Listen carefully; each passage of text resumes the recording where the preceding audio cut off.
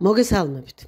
ვიწყებ ციკლს, სადაც გაგაცნობთ სხვადასხვა ავტორთა ტექსტებს, სრულ წიგნებს ან ამონარიდებს ეზოთერულ სწავლებებზე და მეცნიერთა კვლევებსა და მოსაზრებებზე ამ ყველაფრის შესახებ. ახლა გთავაზობთ ვადიმ ზელანდის წიგნს რეალობის ტრანსერფინგის ჩემეულ ვერსიას ოდნავი აუდიო ვერსიისთვის მოსარგების შემოკლებით. წიგნი მოცულობითია და ყველაფერს ერთ ვიდეოში ვერ ჩავატევდი, ამიტომ დაელოდეთ გაგრძელებებს და აუცილებლად გამოიწერეთ არხი, რომ არ გამოტოვოთ მომდევნო გამოშვებები. ზელანდი წარმოშობით ბალტიისპირელია, პროფესიით ფიზიკოსი, დიდხანს მუშაობდა კომპიუტერული პროგრამირების სფეროში და წიგნებში მოყვანილ მოსაზრებებსაც მეცნიერის გამოცდილებით ამყარებს. შესავალში ავტორი აღნიშნავს, რომ ეს ცოდნა არ ახალია, პირიქით ძველი სწავლებებისა და რელიგიების შემონახულია და რომ ის თავად არაა შემქმნელი, არამედ ჩამწერია მხოლოდ ამ ინფორმაციისა. რომ ის და მისი წიგნები არანაირად არ ეწინააღმდეგება რელიგიებს და ძალიან შორსაა სექტებისგან. წიგნები უბრალო ყველასთვის გასაგებიანით აქვს დაწერილი. ბოლო 20 წლის განმავლობაში მან 10-მდე წიგნი დაწერა და გამოქვეყნებისთანავე ბესტსელერი გახდა. ასეულობით ადამიანმა, როგორც თავად წერენ ფორუმებზე, ცხოვრება გაიუმჯობესა უკეთესობისკენ, შეცვალა ფინანსები, ჯანმრთელობა და გარეგნობაც კი. იმედია ეს თემა და ვიდეოს ფორმატი დაგაინტერესებთ, არ დაიზაროთ მოწონება, დაკომენტარება, ახლა კი სასიამოვნო მოსმენას გისურვებთ. რეალობის ტრანსერფინგი, საფეხური პირველი, თავი პირველი, დილის ვარსკვლავთა ჩურჩული. მეზობლის ძაღლის ყეფამ გამაღვიცა, საზღარი არსება. სულ ასე მაღვიძებს, როგორ ვერ ვიტამ, რატომ უნდა მიღვიძებოდეს ამ საშინელი ხმებით. უნდა გავიდე, გავისეირნო, იქნებ მეზობლის სახლის გადაწვის სურვილმა გადამიაროს. რაც პატრონია, ძაღლიც ისაა. სულ ვიღაც გაიძვერები მოცოცავენ ჩემ ცხოვრებაში, ჭკუიდან რომ გადამიყვანონ. ნერვიულად ვიცვამ, ეს ფეხსაცმელი სადღა გადაიკარგა, ვიპოვი და ისე მოვისვრი. ქუჩაში ნისლია, ნესტი. მივდივარ მოლიპულ ბილიკზე უჟმური ტყის გავლით. ფოთლები უკვე დაცვენილია.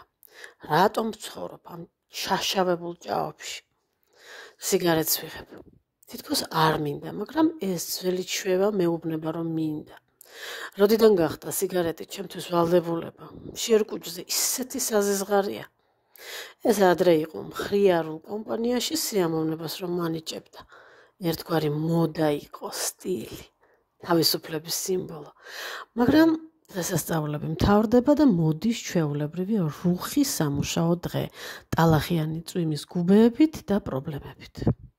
აი ახლა მოვწევ, ამოვისუნთქავ და ისევ ჩავყურყუმალავდები ყოველდღიურობაში. კვამლი თვალში ჩამევიდა და ამიწვა. ნაწყენი ბავშვივით ავიფარე ხელები და ხის გაშიშვლებულ ტოტს წამოვედე. წარე ჩემომწყო სახეში. ხელი წავავლე და მივატეხე. ის კი ხეს დაეკიდა და ქანქარი განაგრძო. თითქოს ჩემი უსუსურობა მაგრძნობინა. უღიმღამოდ წავჩანჩალდი. ყოველ ჯერზე როცა ვიბრძოდი ამ სამყაროსთან, ჯერ ვნებდებოდა. მერე კი ერთს მაგარს მითავაზებდა ხოლმე ცხვირპირში. მხოლოდ კინოში მიაბიჭებს ღიმილით გმირი მიზნისკენ. ცხოვრება სულ სხვა, რულეტკას ქავს. ჯერ იგებ, მერე კი შენ მხოლოდ სადღესასწაულო ბატი ხარ. კარგად ნასუქი, სუფრისთვის შესაბრაწი და მხიარული მუსიკის ფონზე შესახრამუნებელი. შეგეშალა, ეს შემნიზეიმი არაა, შეგეშალა. ასე არამხიარულ ფიქრებში მოფართხალე გავდივარ ზღვასთან. პატარა ტალღები ავატკბენენ ქვიშიან ნაპირს. თოლიების შავ უმეტყველო თვალებში საზარელი სიცარიელი ჩამდგარა. თითქოს ჩემ ცივ და მტრულ სამყაროს ირეკლავს. მაწანწალა ცარიელ ბოთლებს აგროვებს. ნეტა ამან მაინც დამანებოს თავი და არ მოვიდეს. არა, რა თქმა უნდა, ჩემგენ მოემართება. წავედი სახლში, არცაც სიმშვიდე არაა, როგორ დავეღალე. სულ დაღლილობას ვგრძნობ, მაშინაც როცა ვისვენებ. ვცხოვრობ თითქოს მის ჩილს ვიხდით. მეჩვენება, აი ახლა ყველაფერი შეიცვლება, მაგრამ ეს სულ მომავალშია. წავალ უგემურ საუზმეს შევჭამ და ვიმუშავებ. გამოვწურავ ჩემ თავს რაღაც შედეგს, რომელიც ვიღაცას ჭირდება და არა მე. კიდევ ერთი უშინაარსო დღე. მე გამაღვიძა დილის ვარსკვლავთა ჩურჩულმა. რა უღიმღამო სიზმარი მესიზმრა. პირდაპირ წინა ცხოვრებაში დამაბრუნა. კიდე კარგი მხოლოდ სიზმარი იყო. გულზე მომეშვა, ამოვისუნთქე და გავიზმორე. როგორც ჩემი ფისო იწელება ხოლმე. შევუკვეთე ჩემთვის მზიანი დღე და ზღვისკენ გავისეირნე. ბილიკი ტყის გავლით მიიკლაკნებოდა და დილის ვარსკვლავთა ჩურჩული ნელ-ნელა ფრინველთა ჭიკჭიკში განზავდა. უცნაურია, ადრე აზრადაც არ მომსვლია ამდენი სხვადასხვა ჩიტი, სხვადასხვანაირი ხმა და ისინი ერთმანეთს ოდნავაც არ უშლიან ხელს. ისეთი საოცარი სიმფონია გამოდეს, ვერც ერთი ორკესტრი რო ვერ გაიმეორებს. სხივები ხეებს შორის ისრებად ანათებს და ჯადოსნურ ჰოლოგრამად გადააქცევს. ბილიკს მზრუნველად მივყავარ სანაპიროზე. ფირუზისფერი ტალღები და ნიავი ერთმანეთს ეჩურჩულებიან და მე სიმშვიძრასა და სიმყუდროვეს ვგრძნობ. ამ უსასრულო და უკიდეგანო ბუნებაში. სიზმარი მახსენდება, მართლაც ასეთი იყო ჩემი ცხოვრება, რუხი და უსახური. ვიბრძოდი და ვერაფერს ვცვლიდი.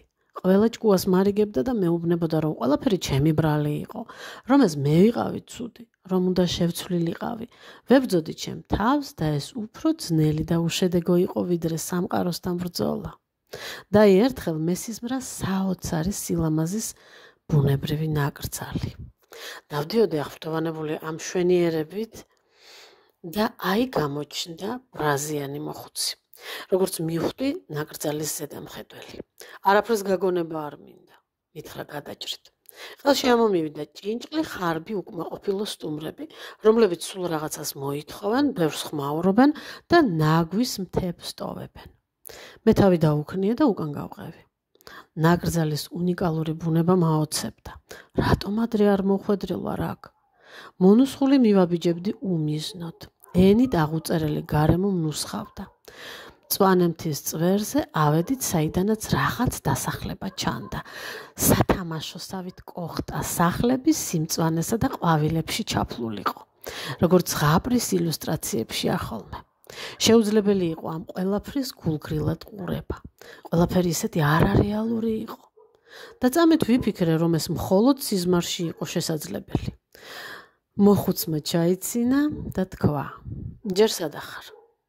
მე კი ჩემი ვთქვი, რომ ზოგს უმართლებს, რომ ალბათ კარგია ასე ცხოვრება, რომ ეს ერთეულების ხვედრია. მოხუცი ყურადღებას არ აქცევდა ჩემს სიტყვებს და მკაცრად მპასუხობდა. მე და ვინგიშლის შენც ასე იცხოვრო.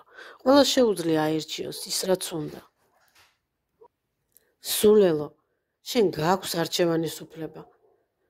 რამდენადაც მახსოვს, ვცდილობდი მოხუცი გადამერწმუნებინა. მე ვიფიქრე, რომ უაზრობა იყოს სიზმრის პერსონაჟთან კამათი. მოხუცკმა კი მითხრა, ყველას შეუძლია მოიპოვოს თავისუფლება. აი შენ გამოცანა, როგორ მოვიპოვოთ ეს თავისუფლება? თუ გამოიცნობ, შენი ვაშლები ცაში ჩავარდება. ახლა წამოდი, რაღაც უნდა გაჩვენო. გავიძებისას აღმოვაჩინე, რომ ვერაფრის სწავლება ვერ მოასწრო. თუმცა მქონდა მძაფრი განცდა იმისა, რომ მეთვალყურემ რაღაც გადმომცა. მეხსიერებაში მიტივტივებ და უცნაური სიტყვა ტრანსერფინგი. ძალიან ნათლად ვგრძნობდი, ზუსტად ვიცოდი, რომ ყველაფერი უკვე ჩემი ჩარევის გარეშე იყო შექმნილი და არ ღირდა ცის ქვეშეთში რაიმესთვის ბრძოლა. საკმარისი იყო უბრალოდ ჩემი სამყაროს არჩევა. თავიდან ეს იდეა აბსურდული მეჩვენა, მაგრამ ნელ-ნელა მეხსიერებაში აღმოვაჩინე ყველაფერი, რასაც მეთვალყურე ამ ორჩევაში გულისხმობდა და ისიც თუ რისი თქმა და ჩვენება უნდოდა. წარმოდგენა არ მაქვს, საიდან მოვიდა ეს ცოდნა. ერთი კი ზუსტად ვიცი, ჩემ თავში მსგავსი რამ თავისთავად ვერაფრით დაიბადებოდა. მას შემდეგ, რაც ჩემთვის ტრანსერფინგი გაიხსნა, უბრალოდ უფლება რომ მომეცა ამისა, ჩემი ცხოვრება სიახლეთა და სიხარულით აივსო. ყველა, ვინც ოდესმე რაიმე ხელსაქმით ყოფილხართ დაკავებული, იოლად მიხვდებით, რასაც ვგულისხმობ. ქმნის დიდ სიამოვნებას. მით უმეტეს, რომ მე ჩემი ბედის შექმნა დავიწყე. თუმცა შემოქმედება მთლად ზუსტი სიტყვა არაა. ტრანსერფინგი ეს არის ბედის არჩევა. სიტყვით, როგორც რაიმე საქონლისა სუპერმარკეტში. აი სწორად ამის შესახებ მინდა მოგითხროთ ამ წიგნში. რას ნიშნავს არჩევა, როგორც ვივა ვაშლები ცაში, ან რა არის დილის ვარსკვლავთა ჩურჩული.